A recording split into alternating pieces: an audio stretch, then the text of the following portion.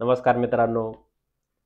तुम्हाला काही वर्ष एक्सपिरियन्स आहे किंवा तुम्ही फक्त ट्रेनिंग केलं आहे, कोर्सेस केलेले आहे आणि तुम्ही जेव्हा इंटरव्ह्यूला जाता, तेव्हा तुम्हाला बऱ्याच वेळा पहिला प्रश्न असा केला जातो, की "can you tell me about the project you have work?" साधारणपणे हा प्रश्न विचारण्याचा प्रयोजन असं असतं, की तुम्हाला ॲक्चुअल किती अंडरस्टँडिंग आहे, जे काही तुम्ही काम केलेलं आहे. म्हणजे जर तुम्हाला 2 ते 3 वर्षाचा एक्सपिरियन्स आहे किंवा काही वर्षांचा एक्सपिरियन्स आहे आणि किंवा तुम्हाला काही कोर्सेस केले किंवा तुम्ही ॲज अ फ्रेशर म्हणून जरी कुठे जाणार असाल, तर तुम्ही जे काही पोर्टफोलिओ प्रोजेक्ट्स वगैरे करतात किंवा जे काही प्रोजेक्ट्स करतात, शिकताना म्हणा किंवा शिकल्यानंतर स्वतःच्या प्रॅक्टिससाठी, त्याची अंडरस्टँडिंग किती आहे आणि त्याच्यातून तुमचं नॉलेज किती आहे, तुम्ही किती शिकले आहात, हे जाणून घेण्यासाठी तुम्हाला हा पहिला प्रश्न जवळपास केला जातो, की जिथं तुम्हाला अ, विचारलं जातं, की तुम्ही तुमच्या प्रोजेक्ट्सबद्दल सांगा. आणि जेव्हा या प्रश्नाचं उत्तर तुम्हाला द्यायचं असतं, त्यावेळेस बऱ्याच वेळा बऱ्याच जणांना क्लॅरिटी नसते आणि काय बोलायला पाहिजे, कसं बोलायला पाहिजे हे समजत नाही. यासाठी जरी तुम्ही कोणत्याही टेक्नॉलॉजीमध्ये असाल, म्हणजे जरी तुम्ही डेटा सायन्समध्ये असाल, डेटा एनालिटिक्समध्ये असाल, फुल स्टॅक डेव्हलपमेंट, वेब डेव्हलपमेंट जे काही असेल ते, त्याच्यात जरी असला तरी तुम्हाला काही पॉइंट्स मी आज सांगणार आहे, की जिथं तुम्हाला साधारणपणे कोणत्या गोष्टी आपल्याला कन्सिडर यायला पाहिजे आणि काय आपण बोलायला पाहिजे, जेणेकरून आपण ह्या प्रश्नाचं उत्तर व्यवस्थित देऊन आपलं जे काही उत्तर आहे ते प्रभावी वाटलं पाहिजे. आणि कारण की ह्याच क्वेशनमध्ये जर तुम्ही गडबडलात, तर पुढे अंदाज येऊन जातो, की ह्या माणसाने व्यवस्थित काम केलेलं नाही किंवा जरी काम केलेलं असेल, परंतु बोलता येत नाही, तर मग पुढचा इंटरव्ह्यूचे क्वेशन जे आहे ते व्यवस्थित जाणार नाही किंवा तुम्हाला उत्तर देता येणार नाही. त्यासाठी सर्वात प्रथम तुम्ही जे काही करतात त्याची क्लॅरिटी असणं गरजेचं आहे. म्हणजे आता आपण डेटा एनालिटिक्सबद्दल बोलूया. डेटा एनालिस्ट या रोलबद्दल आणि याच्यात आपल्याला नेमकं काय-काय करायला पाहिजे? तर सर्वात प्रथम गोष्ट, की आपण end to end understanding of the project असायला पाहिजे. आता ही एंड टू एंड अंडरस्टँडिंग कुठून आणायची? म्हणजे जरी तुम्ही ॲज अ इंडिव्हिज्युअल डेव्हलपर म्हणून काम करत असाल, तरी तुम्हाला ह्या एंड टू एंड अंडरस्टँडिंग प्रोजेक्टची अंडरस्टँडिंग असणं गरजेचं आहे. आता ह्या एंड टू एंड अंडरस्टँडिंगची गरज काय आहे? तर सर्वात प्रथम तुम्ही जेव्हा कधी असा प्रोजेक्टची जेव्हा करशाल, त्यावेळेस तुम्हाला जो काही डेटा येतोय, आता लेट्स से तुम्ही जरी पोर्टफोलिओ प्रोजेक्ट केला. पोर्टफोलिओ प्रोजेक्ट तुम्ही एखाद्या ऑनलाईन वेबसाईटवरनं घेतला, जसं की Kaggle.comवरनं वगैरे आणि त्याच्यावरती तुम्ही एखादा पॉवर बीआयचा डॅशबोर्ड वगैरे बनवला. परंतु जर तुम्ही असे सॅम्पल डेटा सेट जर सांगितले, की मी डाउनलोड केला होता ऑनलाईनवरून आणि त्यानंतर त्याला डेटाबेस पॉवर बीआयमध्ये कनेक्ट केला आणि मग त्याच्यावरती डॅशबोर्ड्स वगैरे बनवला. असं जर सांगितलं तर ते जास्त इफेक्टिव्ह होत नाही. मग यासाठी तुम्हाला थोडंसं रिअल टाईम जे काम होतं ना, त्या टाईपचं तुम्हाला बोलावं लागेल. मग ते कसं बोलायचं? त्यासाठी काय करायचं? त्यासाठी तुम्हाला एंड टू एंड अंडरस्टँडिंग पाहिजे. म्हणजे नेमका डेटा जो आहे, तो तुम्ही कशा पद्धतीने आणि कुठून आला होता? तुम्ही नेमकं कोणत्या डोमेनसाठी काम केलं? म्हणजे एखादा डोमेन असेल, म्हणजे कोणतं तरी हेल्थ केअर डोमेन आहे, इन्शुरन्स डोमेन आहे, लॉजिस्टिक्सचं डोमेन आहे, कोणतंही असेल. त्याच्यात जर तुम्ही काम करत असाल, तर त्यात एंड टू एंड अंडरस्टँडिंग म्हणजे जो डेटा आपण यूज करतोय पॉवर बीआयला कनेक्ट करण्यासाठी, तो नेमका कुठून येतो? मग त्यासाठी थोडंसं मागे जायचं आहे आणि ETL ह्या गोष्टीबद्दल थोडंसं अंडरस्टँडिंग करून घ्यायचं आहे. Extra transform load.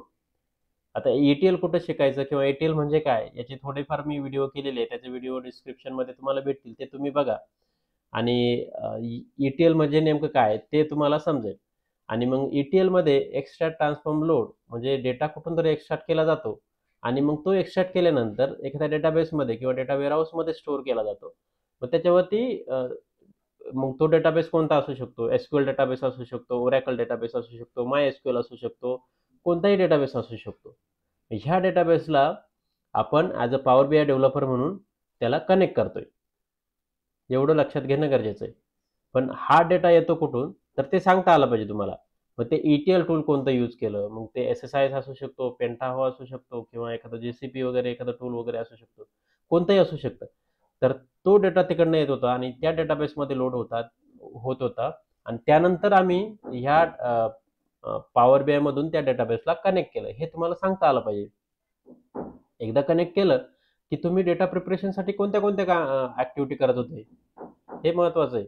डेटा प्रिपरेशनमध्ये मग डेटा क्लिनिंग आली, डेटा टाइप चेक करणं आले, नल व्हॅल्यू चेक करणं आले. असे बरेचसे आहे. टेबल डेटा एक्स्ट्रॅक्ट करणे आले, कॉलम स्प्लिट अप करणे आले, कॉलममधून डेटा एक्स्ट्रॅक्ट करून नवीन कॉलम बनवणे. असे काही ट्रान्सफॉर्मेशनच्या ॲक्टिव्हिटीज आहेत. त्या तुम्हाला सांगता आल्या पाहिजे.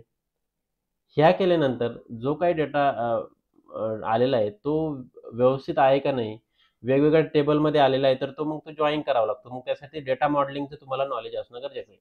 डेटा मॉडेलिंगमध्ये म्हणजे काय असेल? डेटा मॉडेलिंगमध्ये तुम्हाला वेगवेगळे जॉइनचे प्रकार माहिती पाहिजे.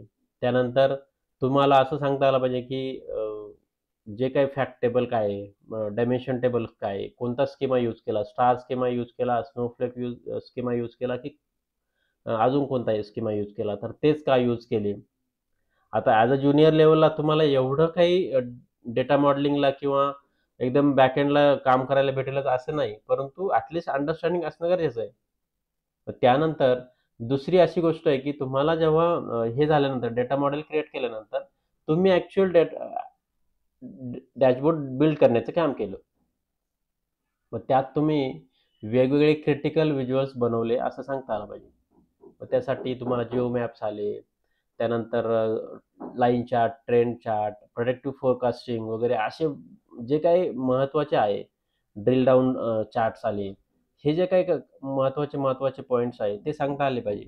तर त्याच्यात तुम्ही डॅक्स यूज केले, कॅल्क्युलेटेड कॉलम्स यूज केले, डॅक्स मेजर्स यूज केले आणि ते कोणत्या पद्धतीचे कोणते यूज केले, ते सांगता आलं पाहिजे सुरुवातीलाच. म्हणजे हे सर्व तुम्हाला एक तुम्हाला सर्व सांगता आलं पाहिजे आणि मग हा डॅशबोर्ड कोणत्या लोकांनी यूज केला. एक्झिक्युटिव्ह लोकं जे असतात ते, मॅनेजर्स लोकं असतात, रिजनल मॅनेजर्स असे वेगवेगळे असतात. त्यासाठी तुम्हाला ओव्हरऑल जो बिझनेस आहे त्याचं पिक्चर क्रिएट करणं गरजेचं आहे. जर तुम्ही एखादा लेट्स से हेल्थ केअरचा प्रोजेक्ट आहे, तर त्याच्यात तुम्हाला ते सांगता आलं पाहिजे, की नेमका डेटा कसा फ्लो होत होता आणि कुठे यूज होत होता. त्यानंतर तुम्हाला फायनल आउटकम सांगता आला पाहिजे. म्हणजे आमचा डॅशबोर्ड जो आहे तो यूज करून एक्झिक्युटिव्ह मेंबर्स म्हणा किंवा मॅनेजर्स म्हणा, त्यांना कसा फायदा झाला.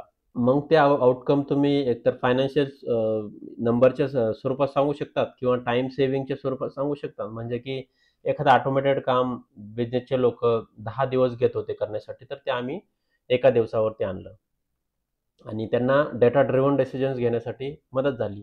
हे तुम्हाला असं सांगता आलं पाहिजे. त्यासाठी मी आता हे सर्व जे आहे टूल्स महत्त्वाचे पॉवर BI, SQL आणि त्यात ॲडव्हान्स कन्सेप्ट्स ह्या कव्हर झाल्या पाहिजे. टॉपिक्स जे काही ते इम्प्लिमेंटेशन केलं, ते अजून काही ॲडिशनल डॉक्युमेंटेशन यूज केले ते तुम्हाला सांगता आले पाहिजे. डॉक्युमेंटेशनमध्ये म्हणजे तुम्ही रिक्वायरमेंट डॉक्युमेंटमधून कसं रिक्वायरमेंट घेतली, कशी अंडरस्टँड करून घेतली, त्याच्यानंतर टेक्निकल डिझाइन डॉक्युमेंट वगैरे बनवले का? मग ते डॉक्युमेंट बनवल्यानंतर तुम्ही जे काही डेव्हलपमेंट केली त्याची युनिट टेस्टिंग केली का? मग त्यासाठी कोणते डॉक्युमेंट्स बनवले? कशा पद्धतीचे डॉक्युमेंट्स बनवले? हे काही सांगता आले पाहिजे. तुम्हाला काही ॲडिशनल Jira टूल वगैरे आहे किंवा ServiceNow टूल वगैरे आहे, हे यूज केले का? प्रोजेक्टच्या पर्स्पेक्टिव्हने पण तुम्हाला सांगता आलं पाहिजे. आता तुम्हाला मी एक सॅम्पल आन्सर इथं डिस्प्ले करतोय, जिथे तुम्हाला बघता येईल, की अ, कशा पद्धतीने आपण इफेक्टिव्ह उत्तर देऊ शकतो या पर्टिक्युलर क्वेश्चनचं. आता इथं बघू शकता, की मी सुरुवातीला म्हणजे जर सपोज लेट्स से 2 वर्षाचा एक्सपिरियन्स आहे एखाद्या माणसाला आणि त्याने सांगितलं, की I have worked on couple of data analytics project. One for health care domain आणि अदर फॉर इन्शुरन्स डोमेन. म्हणजे मी 2 प्रोजेक्टवरती काम केलं. परंतु मी याच्यात आता सांगताना असं सांगतोय, की फक्त एका प्रोजेक्टवरती डिटेलमध्ये बोलतो. आणि मग त्याच्यात मग मी काय कव्हर केलेलं आहे. बरेचसे पॉइंट्स तिथे तुम्ही वाचू शकता आणि तुम्ही या पद्धतीचं तुमचं अंडरस्टँडिंग करून तुम्ही बघू शकता, की ETL मी इन्व्हॉल्व केलं याच्यात. डेटाबेसेस इन्व्हॉल्व केलेले. मग SQL सर्व्हर डेटाबेस आहे. तुम्ही Oracle डेटाबेस सांगू शकता. जो तुम्हाला येतोय तो. MySQL सांगू शकता. त्यानंतर मी डेटा मॉडेलिंगचा पार्ट टाकलेला आहे. डिफरंट जॉइन्स यूज केले. ते कसे केले. त्यानंतर मग मी क्रिटिकल व्हिज्युअल जसे की trend chart, predictive forecasting, KPIs आणि जिओ मॅप्स हे यूज केले असं सांगितलेलं आहे. आणि शेवटी बिझनेस जो जो काही डॅशबोर्ड बिल्ड केला त्याचा फायदा काय झालेला आहे, ते मी तिथे सांगितलेलं आहे, की around 10 days of manual work save झालेलं आहे.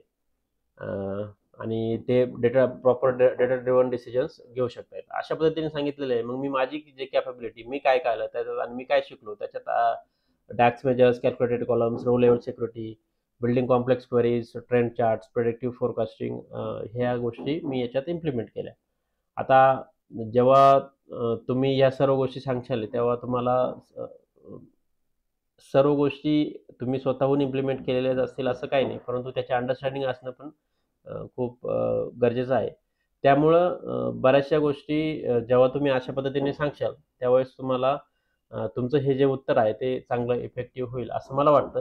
त्यामुळं मी तुम्हाला ह्या गोष्टी इथे सांगण्याचा प्रयत्न केलेला आहे. तुम्हाला काही प्रश्न असतील, तुमचे काही डाउट्स असतील तर नक्की कमेंटमध्ये विचारा आणि तुम्हाला वाटत असेल, की अजून काही कोणते प्रश्न असतील तुमचे अ, तुम्ही विचारू शकता. कारण की अशाच पद्धतीचा एक प्रश्न मला एक जणाने विचारला होता आणि त्याचं थोडंसं गाईडन्स मागितलं होतं. त्यासाठी मी हा व्हिडिओ बनवलेला आहे. अशाच पद्धतीने काही अजून प्रश्न आहेत, ते पुढे मी असे व्हिडिओ बनत जाईल. अ, तर व्हिडिओ आवडला असेल तर लाईक करा आणि सबस्क्राईब करायला विसरू नका. धन्यवाद.